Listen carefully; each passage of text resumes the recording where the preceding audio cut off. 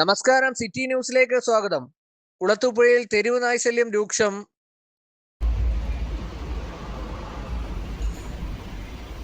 കുളത്തൂപ്പുഴ ടൗണിലും Kulathupuzha government UP സ്കൂളിനും Kulathupuzha government ഹോസ്പിറ്റലിനും സമീപമാണ് തെരുവ് നായ്ക്കൾ തമ്പടിച്ചിരിക്കുന്നത്.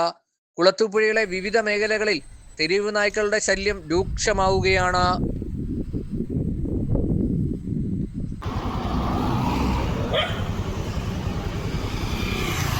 വാഹന യാത്രികർക്കുൾപ്പെടെ നിരവധി പേർക്കാണ് ഈ തെരുവ് നായ്കൾ കാരണം അപകടം സംഭവിച്ചിരിക്കുന്നത്.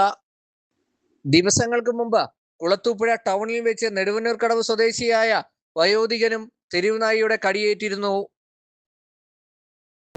നമ്മളെ കുളത്തൂപ്പുഴ ഗ്രാമപഞ്ചായത്തിൻ്റെ ഹൃദയഭാഗമായ കുളത്തൂപ്പുഴ ടൗണിൻ്റെ UP സ്കൂളിൻ്റെ ഫ്രണ്ടിലായിട്ട് ഒട്ടനവധി തെരുവ് നായ്ക്കളുടെ ശല്യം അതിരൂക്ഷമായിക്കൊണ്ടിരിക്കുകയാണ്.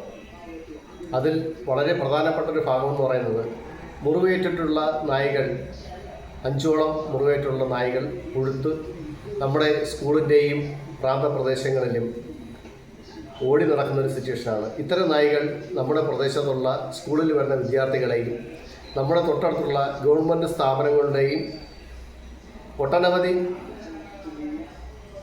യുവാക്കളും വിദ്യാർത്ഥികളും വന്നെത്തുന്ന ഈ മേഖലയിൽ അവരെയൊക്കെ ആക്രമിക്കുന്ന ഒരു സിറ്റുവേഷനാണ് നാം കണ്ടുവരുന്നത്.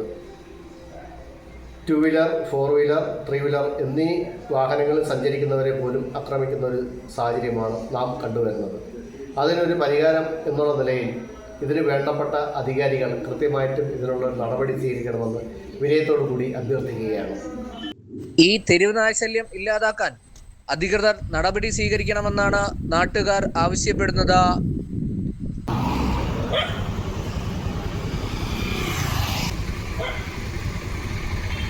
City news, Kulathupuzha.